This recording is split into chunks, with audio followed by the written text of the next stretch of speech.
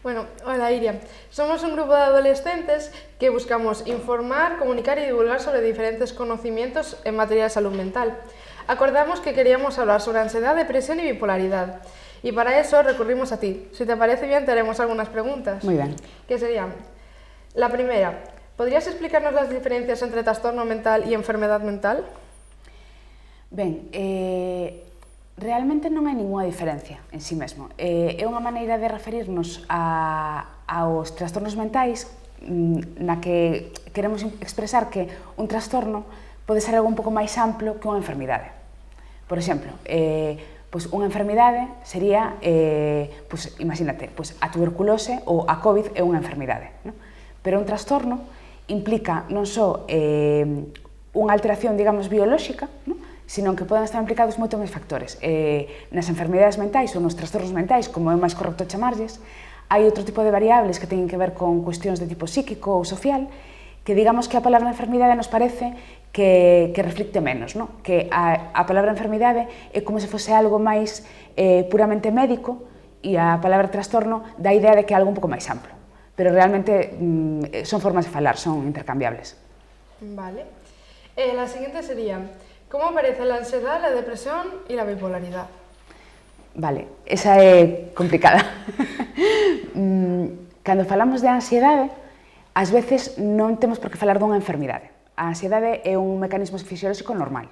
É dicir, a ansiedade temos todas as persoas ante determinadas situacións. Non? E a ansiedade é un mecanismo do noso organismo para activarnos, é unha resposta que vale, basicamente, para fuxir dun perigo ou para poñernos en modo ataque, por decirlo así. É algo que teñen todos os mamíferos. Calquera mamífero que teña un cerebro suficientemente grande ten ansiedade. Non? Creo que todos que temos unha mascota na casa podemos detectar cando o animal co que convivimos está ansioso, non? ou nervioso. Entón, nese sentido, a ansiedade aparece ante un estímulo externo que a produce. Non? Pois ante un ruído, ante unha situación que nos produce malestar emocional, pero non é necesariamente unha enfermidade. Cando falamos de enfermidades ou de trastornos, é cando falamos de trastornos de ansiedade, non? Que sería cando a ansiedade aparece, por decirlo de alguma maneira, cando non toca. Ou ben en exceso, ou ben ante situacións nas que entendemos que non debería aparecer. Cando falamos de depresión e de trastorno bipolar, sí que falamos de enfermidades, falamos de trastornos. A depresión é o que está dentro do grupo do que chamamos os trastornos de estado de ánimo, aínda que realmente é moito máis amplo que simplemente unha alteración do estado de ánimo. Son estados nos que as persoas teñen un ánimo máis baixo do normal e sinten habitualmente tristura ou ás veces enfado, irritabilidade. Hai unha diminución de actividade en xeral, non? Unha perda de interese ou de placer en actividades que antes eran agradables, ás veces perda de motivación, aumento das horas que pasamos na cama, ou ás veces insomnio, ao revés, non? Falta de apetito, son este tipo de cousas. Non? Unha depresión pode aparecer tamén ante un evento externo adverso, non? É dicir, que algo nos produce unha reacción que vai máis aló da tristura normal, non? Ou ás veces tamén por causas xenéticas, por causas biolóxicas. Hai persoas que teñen como máis predisposición xenética a padecer trastornos de tipo depresivo. E en psiquiatría, en saúde mental, casi todo ten causas de varios tipos.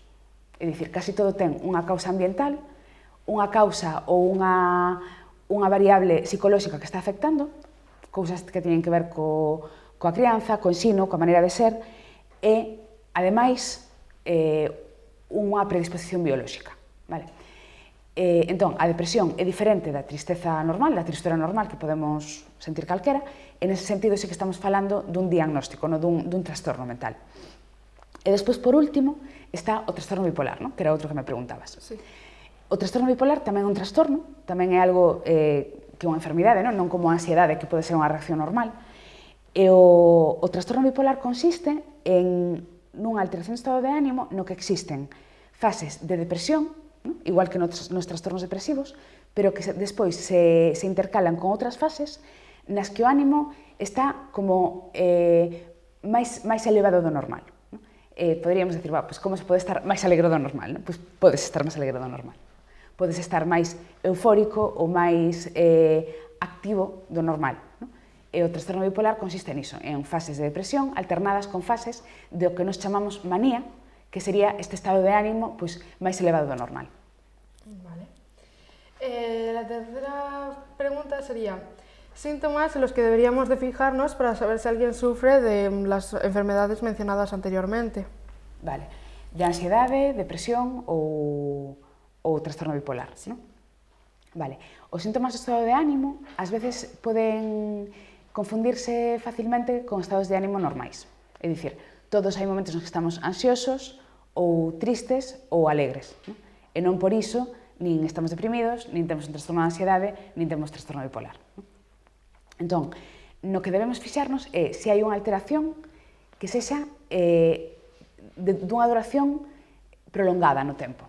É dicir, se unha persoa está triste durante semanas ou meses, deixa de facer as súas actividades habituais, ou se unha persoa ten tanta ansiedade que iso limita as súas actividades ou fai que deixe de facer cousas pola ansiedade, ou unha persoa, ao revés, ¿no? Pois está cun estado de ánimo demasiado eufórico, facendo demasiadas cousas, cunha sensación así como de que pode con todo durante un tempo prolongado, aí digamos que debería saltarnos as alarmas. Non quere decir que se sea un trastorno, pero sí que poderíamos empezar a pensar que se cadra algo non vai ben. Que pode ocasionar estas enfermedades? Pois, como vos dicía antes, en case todos os trastornos mentais hai variables de varios tipos. Hai variables de tipo biolóxico, é dicir, hai persoas que pola súa propia bioloxía digamos que teñen unha maior vulnerabilidade a que se produzan este tipo de trastornos, teñen como máis posibilidades, non? E despois hai variables de tipo máis que teñen que ver máis coa forma de ser. Hai cuestións que teñen que ver ás veces con consumo de sustancias, non? Tanto con consumo de drogas ilegais como, por exemplo, de alcohol ou bebidas con cafeína en exceso. E despois tamén hai outro tipo de cuestións que teñen que ver co social, non? Que teñen que ver con estar en situacións que son socialmente adversas ou en situacións de risco de exclusión ou económicamente desfavorecidas.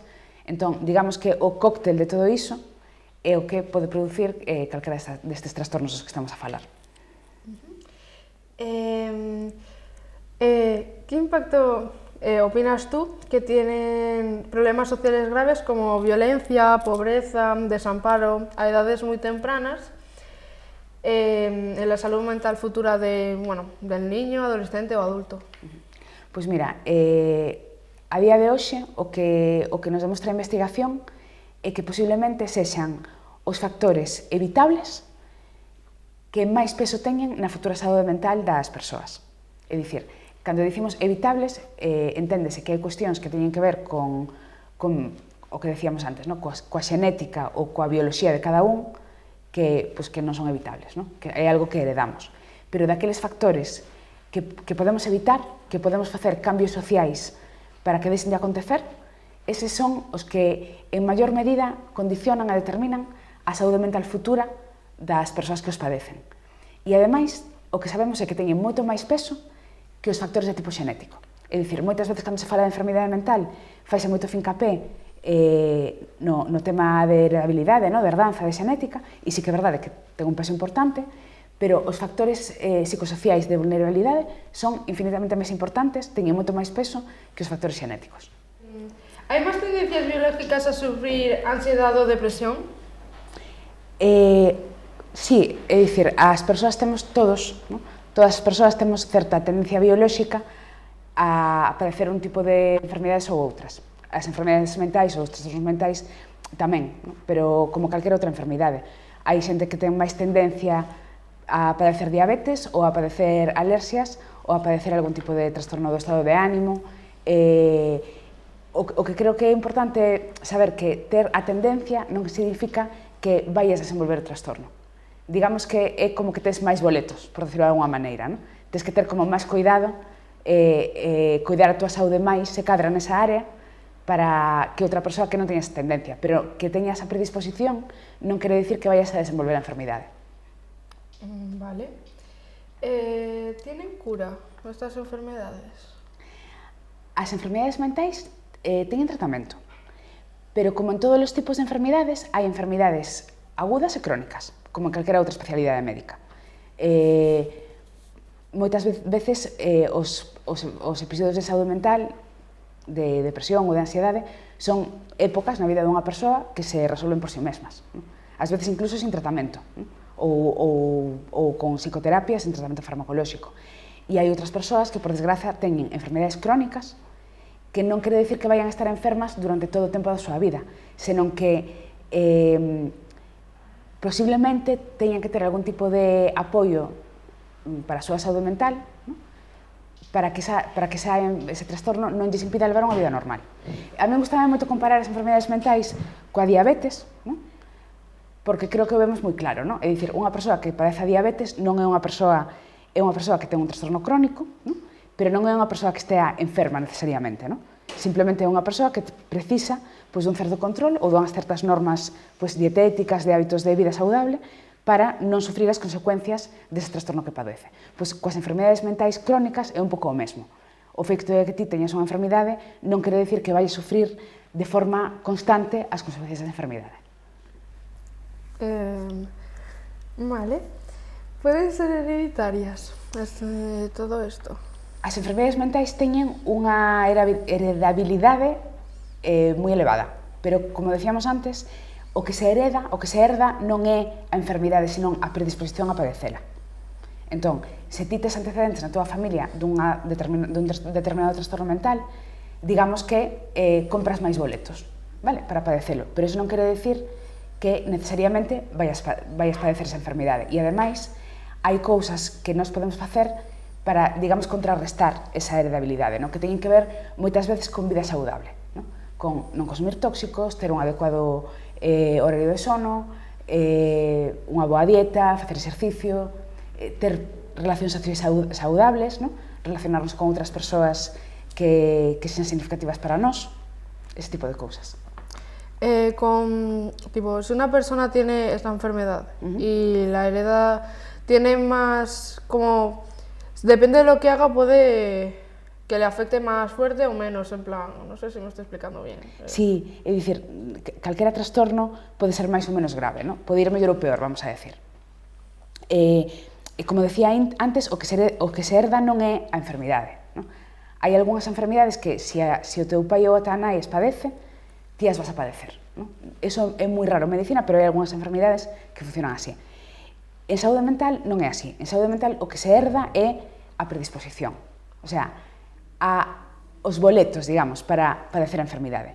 Pero hai cuestións que teñen que ver co estilo de vida que poden paliar ou poden limitar esas probabilidades de padecela. É dicir, nós podemos mercar boletos, pero tamén podemos desfacernos de boletos, vale? E iso habitualmente ten que ver con estilos de vida saudable. Vale. Los niños adolescentes que suelen sufrirlas, ¿qué tipo de edad, la franja de edad suelen tener? Pois mira, en xeral é raro que os nenos por debaixo da adolescencia padecen determinadas enfermidades. Cousas que teñen que ver máis con enfermedades moi graves, tipo esquizofrenia, trastorno bipolar, aparecen habitualmente dende a adolescencia cara adiante, vamos a decir. En nenos, o que máis se ve son outro tipo de cuestións que teñen que ver máis con trastornos de espectro autista, que son máis que teñen que ver máis co desenvolvemento cerebral, ás veces tamén trastornos por déficit de atención, trastornos de ansiedade. Vale.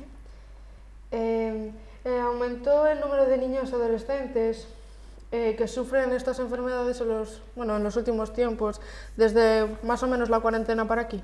Sí que vimos un aumento de casos sobre todo de depresión e ansiedade en xente nova, coincidindo coa pandemia.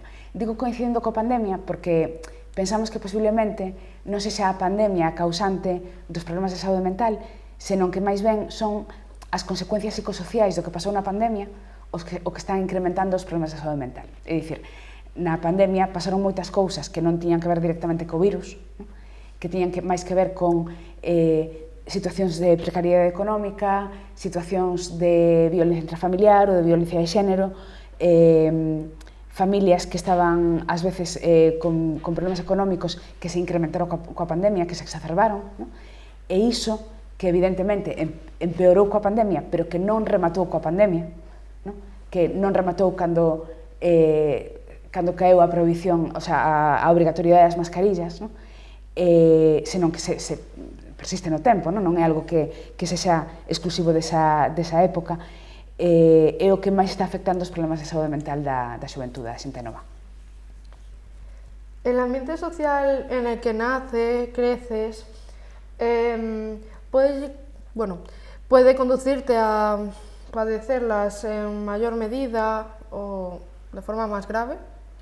Sí, o ambiente social, o ambiente familiar, era, como vos decía antes, un dos principais factores evitables de trastornos mentais na idade adulta.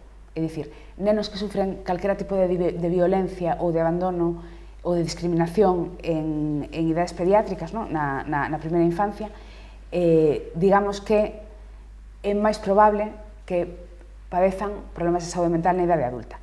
Como vedes, sempre falamos de probabilidades, nunca falamos de absolutos. Non quero dicir que se a ti che pasa algo grave na infancia, necesariamente vai a estar unha enfermidade na idade adulta.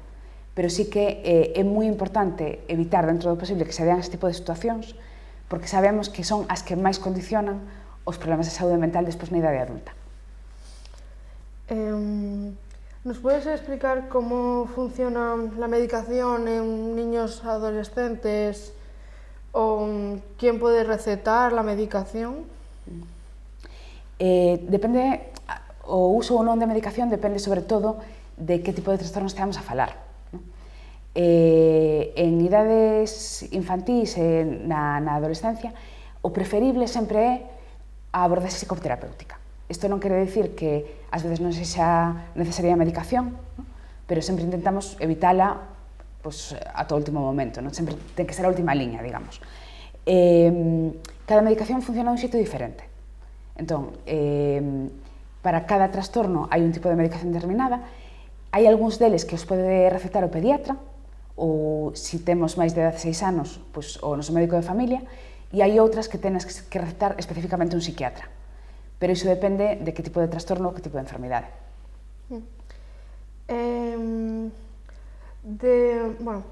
¿Desde qué edades o qué consecuencias puede tener conllevar la medicación en su salud futura? A medicación psiquiátrica, en principio, é como calquera outra medicación. É dicir, todas as medicacións teñen os seus efectos, as súas indicacións, que son aqueles casos nos que sabemos que é positivo dalas, as súas contraindicacións e os seus efectos secundarios. Entón, isto pasa con todas as medicacións. É dicir, o paracetamol ten contraindicacións e ten efectos secundarios, ou calquera medicamento, por exemplo, para a asma. A medicación tipo psiquiátrica non é diferente. Entón, o problema non é que teña consecuencias na idade adulta, senón que sexa unha medicación que estea pautada correctamente e controlada correctamente por un especialista. Y la medicación, que dan en los casos psiquiátricos, ¿es más propensa a conllevar adicciones o es como cualquier otra? No, hai certos tratamentos que sí que poden xerar adicción, pero non polo feito de ser medicacións psiquiátricas. Hai medicacións que utilizamos os psiquiatras que poden xerar adicción, e tamén hai outras medicacións que se utilizan noutros casos, como, por exemplo, sobre todo, medicamentos para a dor, que son propios de outras especialidades, que tamén poden xerar adicción. Entón, non depende da especialidade que prescribe o fármaco, senón de determinadas sustancias que de por sí poden xerar adicción. En xeral, dentro das medicacións que manexemos os psiquiatras, aquelas que sí que sabemos que teñen certo potencial adictivo e hai que ter cuidado con elas, son sobre todo medicacións para insomnio e para ansiedade. Entón, ese tipo de medicacións hai que dalas con moito cuidado, por períodos curtos de tempo, e tratar de retiralas o antes posible. ¿Qué opinas sobre la medicación a edades tempranas? Ben, como vos dicía antes, en idades pediátricas, en idades infantís, tratamos de evitar, dentro do posible, empregar medicación. É dicir, se se pode abordar un problema cunha terapia psicolóxica, sempre é preferible iso que dar medicación. A medicación é un recurso, e é un recurso que temos aí como para calquera outra enfermidade, non? Creo que tampouco é que non se pode dar unha regla xeral de non se debe medicar a nenos ou non se debe utilizar medicación por debaixo de letalidade, non? Senón que hai que ir caso por caso e ver se neste caso en concreto é imprescindible dar medicación e se a damos, que estea ben indicada e que estea ben controlada. Evidentemente, o controle e o seguimento nun neno sempre vai ser moito máis estreito e vai ser moito máis delicado que nun adulto. Vale. Como psiquiatra, ¿qué opciones o soluciones alternativas a la medicación puede haber como para solucionar o para ayudar en un tratamiento? As solucións, os tratamentos que podemos barallar, no? Cando aparece un tratamento de saúde mental, habitualmente ten sempre tres patas, no? A medicación non sempre é imprescindible, no? Pero as outras dúas eu diría que sí. Entón, unha pata de calquera tratamento en saúde mental é o estilo de vida, outra pata é a psicoterapia e outra pata é a medicación. Xa vos digo, a medicación non sempre é necesaria, eu diría que na inmensa maioría dos casos de saúde mental non debería ser necesaria, pero cambios no estilo de vida, especialmente actividade física, deporte, psicoterapia, eu non diría que son alternativas, senón que son combinables coa medicación se isto é necesario ou suficientes por sí mesmas, dependendo do caso. De las adicciones al alcohol, drogas, sustancias y tal, ¿pueden salir enfermedades mentales de forma más propensa? As adiccións en sí mesmas son unha enfermidade mental, son un trastorno mental. Durante moito tempo pensamos que as adiccións eran cuestións que tiñan que ver coa vontade, no, da persoa, pero realmente un trastorno de conducta adictiva ou un trastorno por uso de sustancias, como lle chamamos agora, é un trastorno mental en sí mesmo, no? Porque afecta ao ánimo, á vontade da persoa, á súa capacidade para facer unha vida satisfactoria. Entón, nese sentido, xa é un trastorno mental. Sí que é verdade que o trastorno por uso de sustancias o que pode facer é que outros trastornos mentais que podan aparecer, como depresión ou como trastornos psicóticos como a esquizofrenia, vayan peor. É dicir, evolucionen peor e limiten máis a vida de quen os padece. Vale. Y bueno, al revés, como si está estudiada la relación entre la medicación para superar las enfermedades mentales y la adicción a otras drogas después. É dicir, non sei se entendo ben a pregunta, non é máis probable que te fagas adicto a sustancias polo feito de ter consumido medicación psiquiátrica? Sí, como que por tener depresión, ansiedad o, bueno, depresión, bipolaridad o tal, seas más propenso a consumir las sustancias. A ver, a relación entre, por exemplo, entre os trastornos do estado de ánimo e o uso de sustancias é bidireccional. É dicir, o uso de sustancias empeora os trastornos do estado de ánimo e os trastornos do estado de ánimo tamén pode facer que a xente consuma sustancias, sobre todo para calmar a ansiedade, como unha maneira chunga, digamos, de automedicarse. O que non está relacionado é tomar tratamento psiquiátrico con maior propensión a consumo de sustancias ilegais, por exemplo, ou de alcohol ou outro tipo de drogas. Vale. ¿Existen datos que puedan decirnos qué porcentaje o estimación de personas con enfermedades mentales se autolesionan? Pois mira, agora mesmo o tema das autolesións é un tema que nos preocupa moito porque está aumentando bastante. Sobre todo en xente nova, sobre todo en adolescentes e adultos novos.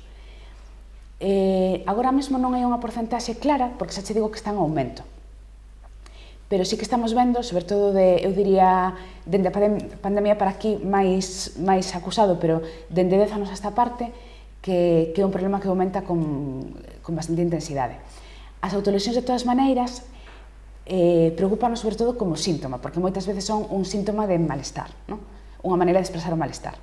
Entón, nese sentido, non son un trastorno en sí mesmo, senón que son un síntoma de un problema maior, moitas veces. ¿Y qué enfermedades son más propensas a provocar las autolesiones? Sobre todo, trastornos de estado de ánimo, depresión e ansiedade. Vale. ¿Nos puedes explicar cómo funciona el internamiento? El protocolo, ¿es necesario el protocolo? El control constante, atar a los pacientes. Opinas que es útil?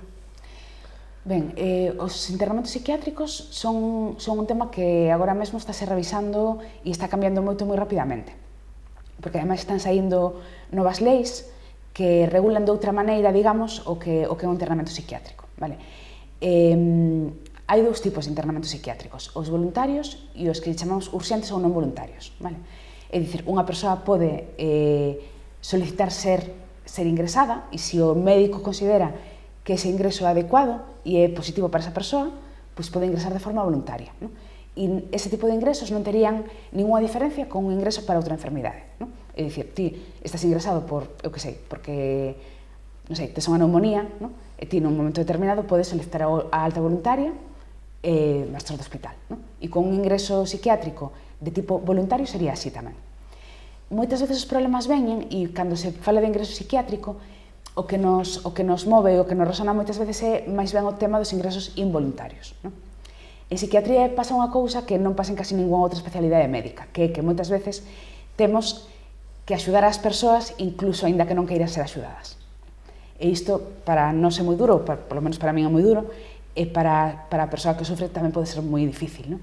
Porque moitas veces os trastornos de saúde mental implican que a propia persoa non sexa moi consciente do que está pasando. Ou que, aínda que sexa consciente, non o pode evitar, non? Entón, que dúas situacións hai nas que se pode producir un ingreso voluntario? Pois, sobre todo, trastornos de tipo psicótico, que son aqueles nas que a persoa perde, digamos, o contacto coa realidade ou ten ideas que non son reais e que lle fan pensar que están pasando cousas que realmente non pasan, non? Por exemplo, pois eu creo que, vou dicir unha cousa que parece moi fantasiosa, pero que é real, non? Pois eu creo que me persiguen os extraterrestres, non? E que me van a abducir para levarme a Marte, por exemplo, non? Pois eu estou, de alguma maneira, fora da realidade, non? Entón, toda a miña conducta vai estar afectada por unha serie de ideas que eu teño que non son reais. Entón, nese sentido, podo precisar que me ingresen, aínda que eu crea que non preciso ser ingresado, non? Que o que preciso é escapar dos extraterrestres. E despois, outro grande tema de saúde mental polo que se pode producir un ingreso involuntario é a conducta suicida, non? Todo o que ten que ver con facerse dano ao mesmo, non? As persoas que se queiren facer dano, moitas veces, no 90% dos casos, o que é detrás é algún tipo de trastorno de estado de ánimo, non? Ou algún trastorno mental en xeral. Entón, nós o que intentamos é conter, non? Esa situación, mellorar ou curar a enfermidade que está por detrás para que esa ideación suicida ou para que esa conducta suicida acabe desaparecendo. Isto non quere dicir que non haxa unha pequena porcentaxe do que lle chamamos suicidios racionais. É dicir, de persoas que, non padecendo ningún trastorno mental, deciden acabar coa súa vida. Pero isto é un porcentaxe moi, moi pequeno. Ante a dúbida, sempre preferimos realizar un ingreso involuntario antes de arriscarnos a que unha persoa remate coa súa vida por culpa dunha enfermidade mental. Dentro dos ingresos, ás veces podense producir as situacións que ti comentabas de o que decías, no? De atar a xente, que nos chamámoslle, así por utilizar un eufemismo, contención mecánica. Isto eu creo que é algo que non debería de pasar e que cando pasa é porque creo que debemos consideralo un fracaso terapéutico. É dicir, algo pasou, algo se fixo mal que desembocou nesa situación.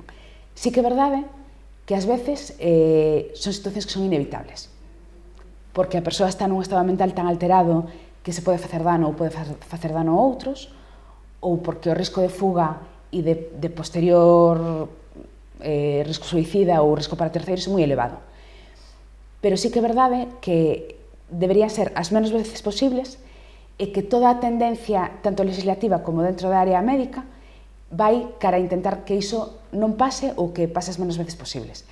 Hai un movimento que é o movimento Contencións Cero, que a nivel europeo, que consiste en revisar todos os protocolos e todas as guías e todo o que se fai dentro dos ingresos psiquiátricos para detectar que cosas podemos modificar, que cosas se poden cambiar, para que iso non pase ou pase as menos veces posibles.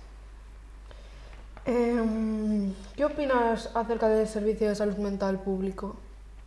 Ben, eu traballo no sistema de saúde mental público, entón digamos que opino dende dentro, non? Creo que o noso principal problema agora mesmo é a falta de medios económicos e humanos, non? A psiquiatría e a saúde mental en xeral depende moito dos profesionais, dos psicólogos, dos psiquiatras, da enfermería de saúde mental, porque non temos grandes máquinas, nin grandes pruebas diagnósticas, nin fármacos que valgan miles de millóns de euros, non? O que temos é profesionais. Entón, agora o que temos é unha falta brutal de profesionais, especialmente de psicoloxía clínica, pero tamén de psiquiatras. Eu creo que a grande parte das disfuncións e dos problemas que temos é pola falta de profesionais. ¿Crees que es posible salir del círculo con el nivel que hay de seguimiento, bueno, psiquiátrico en la sanidad pública? En plan, del círculo tipo vicioso, acerca de sustancias e tal. Creo que as condicións agora mesmo na saúde pública non son as mellores. Vale? Creo que, por desgraza, hai moita xente que non se lle está dando apoio que precisa, sobre todo a nivel de psicoloxía, que é onde máis coxos estamos agora mesmo profesionais. Posible porque de feito hai xente que o consigue, pero sí que é verdade que as dificultades do acceso á atención tanto psicolóxica como psiquiátrica neste momento son un problema importante. Y ¿crees que tienen la misma posibilidad de salir del círculo adolescentes con mejor situación económica, tipo con dinero, que se pueden pagar una terapia privada al resto? A ver, creo que o factor socioeconómico é un factor que é moi importante e que condiciona moitas veces as posibilidades de que alguén mellore o seu trastorno ou mellore máis rápido ou reciba mellor atención. Pero tamén creo que agora mesmo o que temos é un problema que incluso para as persoas con moitos recursos económicos é difícil en Galicia ter acceso a unha boa atención en saúde mental. É dicir, incluso pagando non temos recursos. Agora mesmo eu creo que o principal problema é máis a desigualdade na distribución entre comunidades autónomas. É dicir, hai recursos que teñen en Madrid ou en Barcelona que aquí simplemente non existen. Entón, salvo que sexas super mega rico, prácticamente ninguén pode coller e trasladarse a vivir a Madrid ou a vivir a Barcelona para que o seu fillo ou a súa filla reciba a atención que necesita. ¿Se pueden resolver problemas de salud mental sin conocer a la persona, su contexto, los motivos los cuales le llevaron a esa situación? No, dende logo que non. O sea, iso é fundamental para entender calquera problema de saúde mental. ¿Cuáles son los casos más complejos a los que te has enfrentado? Levo moitos anos traballando xa. Estou facendo memoria e son moi bella xa. Os casos máis complexos posiblemente son os que estou tratando agora mesmo, porque eu estive durante 10 anos nunha unidade de saúde mental que é como unha consulta ambulatoria de psiquiatría, non? É dicir, a inmensa maioría, o 90% dos pacientes de psiquiatría ou de psicoloxía, o que van é a que os vexa un psiquiatra e que lles faga terapia ou lles recete medicación, non? E eu durante moitos anos ese foi o meu traballo. E agora, dende o ano pasado, estou nun dispositivo que é un dispositivo de rehabilitación psicosocial, no que traballamos con pacientes psicóticos, con trastornos psicóticos que son do tipo de esquizofrenia moi graves e con situacións familiares moi complexas e con familias moi desestructuradas. Entón, posiblemente, os casos que estou vendo agora, que son enfermidade moi grave, con síntomas moi graves e con, ademais, situacións familiares e vitais moi extremas, sexan os casos máis graves que estou vendo. ¿Alguna vez ejerciste violencia? Quizás por miedo ou porque te asustaste? Eu sobre un paciente, queres dicir? Sí. Conscientemente non. Non sei se en algún momento algún paciente meu puido sentir que eu o poñía nunha situación violenta. Eu creo que podo decir que nunca exercín violencia de forma intencional sobre ningún paciente. Sí que é verdade que algunha vez me tocou facer algunha contención mecánica, como decías, que dende logo non é unha situación agradable. Posiblemente, algún deses pacientes que sufriu unha contención sentiu que se exercía violencia sobre el. Pero na miña intención nunca estivo a de exercer violencia, sempre estivo a de evitar un mal maior ou evitar un dano que pensaba que se podía producir. ¿Te implicaste tanto con un paciente alguna vez que no supieras cómo actuar? Ben, eu creo que implicarse cos pacientes forma parte do traballo, é dicir, que se non te implicas, estás facendo mal. Supoño que a pregunta é se me sobreimpliquei, o sea, se a implicación foi tal que, digamos que me bloquease de alguna maneira, non? Sí que houve algún caso no que tiven que pedir consello ou axuda a algún compañeiro, non sei se tanto por sobreimplicación como porque ás veces o que pasa en terapia é que te quedas como bloqueada, como que estás tan encallada que non sabes por onde tirar. E supoño que tamén é unha cuestión de implicación. E algunha vez sí que me pasou iso, de chegar a un punto con un paciente que sentía que estábamos como as dúas bloqueadas nesa situación e que era conveniente un cambio de terapeuta. Pero eu creo que isto tamén é algo que nos pasa a todos, ¿no? E que en determinado momento pode ser bo, tanto para o paciente como para o terapeuta, pues, cambiar, ¿no? Pues, unha visión nova, unha cara nova e alguén que pode dar outro enfoque. Algún caso que tratara si te sorprendiera, pero por algo que non sea negativo? Moitos. Eu sempre digo que eu aprendo moitísimo dos meus pacientes. Eu tive a sorte de tratar xente majísima, super simpática, intelixentísima. O que sempre me sorprende é a xente que é capaz de, en situacións super graves, super extremas e super dramáticas, manter o sentido do humor.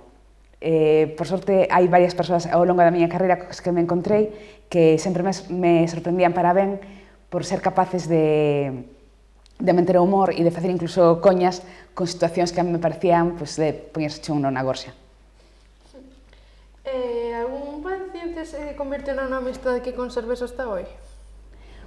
Pois mira, eu creo que é moi difícil facerse amiga dun paciente aínda que che caia ben. Porque, en xeral, en terapia sempre pasa que ti sabes moito da outra persoa e a outra persoa non sabe nada ou casi nada de ti. Entón, é difícil que iso se convirta nunha relación de amizade.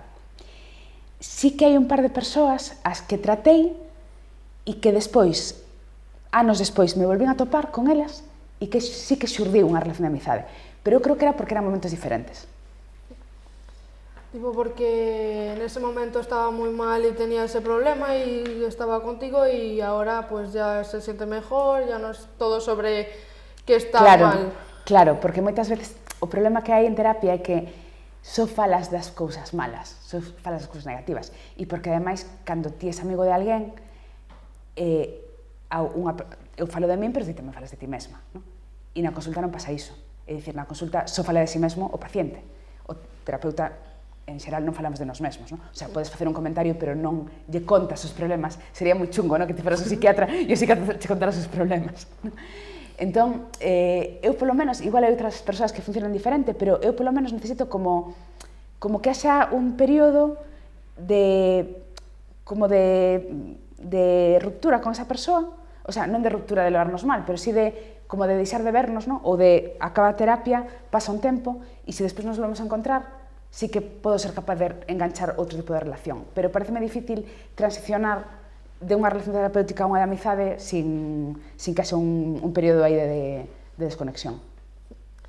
¿De dónde crees que provienen los prejuicios que hay sobre la salud mental pública, mayormente? Na saúde mental falamos un concepto que lle chamamos o estigma, ¿no? E o estigma son todas aquelas crenzas negativas que hai sobre a saúde mental, tanto sobre as enfermedades mentais, como sobre as persoas que padecen trastornos mentais, como sobre os profesionais que exercemos este traballo, non? Pois que os pacientes con trastornos mentais son agresivos, que as enfermedades mentais son todas crónicas e ou unha vez que empezas a tomar medicación xa é para toda a vida, ou que os psiquiatras estamos todos tolos, non? Estos son, ou que non somos médicos de verdade, non? Estos son ideas negativas sobre a saúde mental que nos afectan un pouco a todos. Sí que é verdade que é como que a saúde mental pública leva a peor parte, non? Cando en realidade eu creo que hai unha parte diso que é real, que é o que vos contaba antes, a falta de recursos, e hai outra parte que eu creo que posiblemente foi real no seu momento, pero que está cambiando e está cambiando moi rapidamente. Entón, creo que se xunta un pouco todo. O estigma en xeral sobre a saúde mental, a falta de recursos e moitas veces ideas que son ideas de hai 50 anos que agora posiblemente xa non se xan así. ¿Cómo crees que se puede hacer para formar e instruir gente sobre enfermedades mentales para que dejen de estigmatizarlas? Pois mira, eu creo que en ciencia e a medicina, ao fin e ao cabo, non deixa de ser unha disciplina científica, o máis importante é divulgar o que sabemos. Eu fago moitas actividades de divulgación porque creo que o coñecemento científico, se non se divulga, se non falamos del, é imposible que chegue ás persoas que non estamos traballando nisto, non? Directamente. Entón, que moitas veces a maneira de que de existir en estigma é precisamente falar destas cousas, non? E precisamente pois, actividades como esta que estades facendo, na que falamos profesionais ou falan pacientes ou falan persoas que están implicadas dunha maneira ou doutra no tratamento destas enfermidades para derrubar mitos, derrubar presuizos e achegar información máis realista, non? E máis científica, máis correcta a outras persoas que posiblemente non terían ese coñecemento se non fose gracias a este tipo de iniciativas. Pues esa había sido la última pregunta. Muchas gracias por responder nuestras dudas y estamos encantadas de que hayas podido estar aquí el día de hoy. Sí.